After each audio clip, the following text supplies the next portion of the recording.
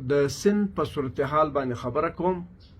سند کې له پښتنو سره واقعي ظلم کیږي، وحشت کیږي، بربریت کیږي. हमारा बंदा जख्मी भी कर दिया।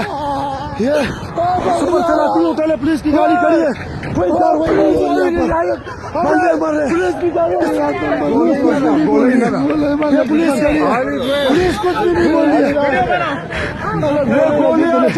चलाओ ना, ये पुलिस खड़ी है, मार दिया। पुलिस कुछ नहीं बोल रही है। ये देखो पुलिस कुछ भी नहीं कर रही है। پښتنو ته زه خواست کوم چې پښتنو خپل وطن جنت کې خپل وطن جوړ کړي. خپل وطن هم تر جنت کم نه دی. خپل وطن هم پرېږدي. یا د دوبۍ په ګرمیو کې ناست یاست، سعودي عرب په ګرمیو کې ناست یاست، دوه کاله کور پرېږدي، بچیان درڅخه پاتې په سند کې ناست یې، 6 میاشتې 8 میاشتې، یو اختر بل اختر راځي. ورور دلې دغه وطن باندې کار وکړي، خپل وطن برابر کړي، دلته مینه خپره کړي، د ورور سره جوړه وکړي، د تربر سره جوړه وکړي، کښېني، یو بل ته لاس ورکړي، یو د بل اوږه سي، ټوپک وغورځوي ورور ته. دا د دوو کسانو مسله ده، یو ګناهګار یو مظلوم. هر څه کیسه شته. دا د سټیټ ذمهواري ده، دا د پولیس ذمهداري ده، دا د عدالت ذمهواري ده چې دا مسله حل کړي. او دغسې یو کوچنۍ مسلې ته قومي رنګ ورکول، لساني رنګ ورکول، دا چې دی دا بیا تر هغه غټه ظلم دی، جبر دی. دوبۍ پښتنو آباده کړه. که پښتنو نه آباده کړې، د دوی وینې د دوی خولې پکې شامل دي. سعودي عرب پښتنو په پښو ودروي. دوبۍ ریګستان دی، سور ور پکښې بلیږي، نه غنم پکښې کېږي، نه ګازره پکښې کېږي، نه شلغم پکښې کېږي، هېڅ فصل هم نه پکښې کېږي. سعودي عرب هم دغسې دي، تقریبا ډېرې علاقې داسې دي چې هلته هېڅ یو رقم فصل هم نه کېږي، خالي خرما ده، دا کېږي. پښتانه ته خدای داسې وطن ورکړی لکه جنت. له سویه را روان سه تر کوټې پورې 1 غنټه لار ده.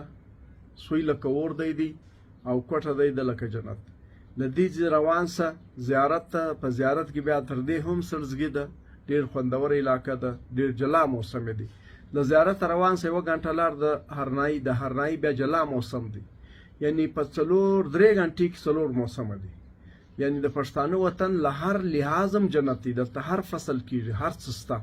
که چیرې زموږ سیاستدانانو ایمانداري کړې وای، په تېر 20 کاله کې چې ډیمونه جوړ کړي وای، دا یې صحیح جوړ کړي وای او دا ډیمونه یې ډېر کړي وای، نن به د پښتانه په وطن کې دونې اوبه جمع سوې وای چې دا به را روان 25-20 کاله د دې زراعت لپاره، د هر شي لپاره بس. دلته هر رقم میوه کېږي او د شي نعم البدل نشته.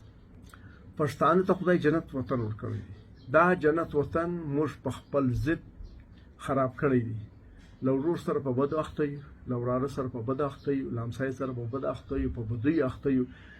په سند کې چې کوم خلک کاروبار کوي، په دې کې تقریبا اکثره خلک یې په بدۍ اخته دي. نو هلته اوس خپل ژوند زندګي دورې تېروي. دلته یې په دا وطن کې بد ورسره سوي یا یې بد کړي. زه پښتنو ته دا وایم چې تاسو ضرورت څه لرئ چې سند له ځئ، تاسو ضرورت څه لرئ چې دوبۍ له ځئ، خو دغه وطن دی جوړ یې کړئ. په دې کې ایمانداري وکړي، سیاستدان دې مې ایمانداري وکړي، ډیمونه دې سم جوړ کړي، دا فنډونه چې راځي دا صحیح وکاروئ، تعلیمي ادارې شته، یو څه ایمانداري وکړي، یو څه محنت وکړي.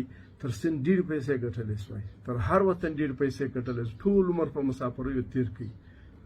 بعثت مسلمان سندیان هم زموږ وروڼه دي، مسلمانان دي، موږ مسلمانان یو. په اسلام کې دا دی چې 2 کسانو په مابین کې چې مسله راسي، بیا عدالت کښېني، جرګه کښېني، شرعي فیصله چې پاکې ملامت هغه ته سزا ورکول کېږي، چې مظلومه یې دغه دفاع کول کېږي.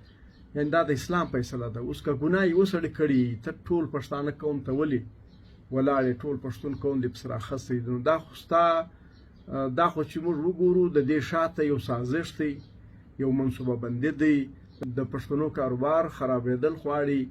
دا د دې شاته نور قوتونه دي او نفرتونه خپروي. دا نور شیطاني منصوبې سرته رسول کېږي.